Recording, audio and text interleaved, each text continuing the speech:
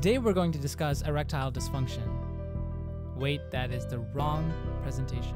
What we're actually going to discuss is the history and future of stem cell research and how it has progressed and changed the field of medical science today. Let's begin with a brief history of stem cells. The term stem cell was used in scientific literature as early as the 19th century and was first coined by German biologist Ernst Haeckel in 1868. Whether or not he had an awesome swirly mustache, one can only assume. In 1968, Robert A. Good performed the first successful bone marrow transplant that helped a 5-month-old boy survive his immune deficiency disorder. Bone marrow from his very own sister, who was only 8 at the time, helped his body produce healthy cells.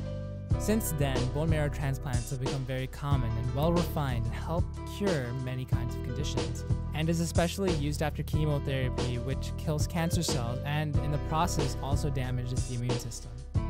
And throughout the years, the study and research of stem cells in the United States have had their ups and downs, especially in regards to embryonic stem cells. In 2009, President Barack Obama lifted the ban of the use of federal funds on embryonic stem cell research.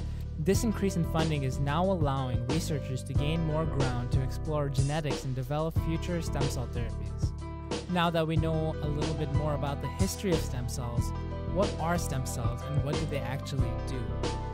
When a cell divides, they create 2 or more daughter cells, and although their DNA may be the same, it doesn't mean that they are locked into doing the same jobs or are compelled to do the same types of behaviors.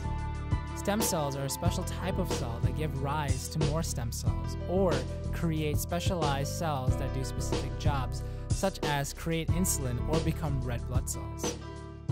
Stem cells not only create more of themselves, but they also create new cells with particular jobs even though they start out with the same DNA.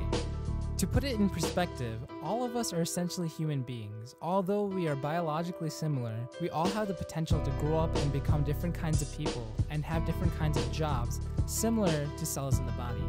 Essentially, stem cells are considered to be the raw material that the body produces to create different kinds of cells and repair damaged tissues and organs. Stem cells are basically like bricks. Although bricks alone don't do much and are really boring, they can be used to create and repair many types of buildings and houses and structures to help stabilize and grow our overall infrastructure. In other words, stem cells are the body's unique building blocks that help us grow our own infrastructure in a way.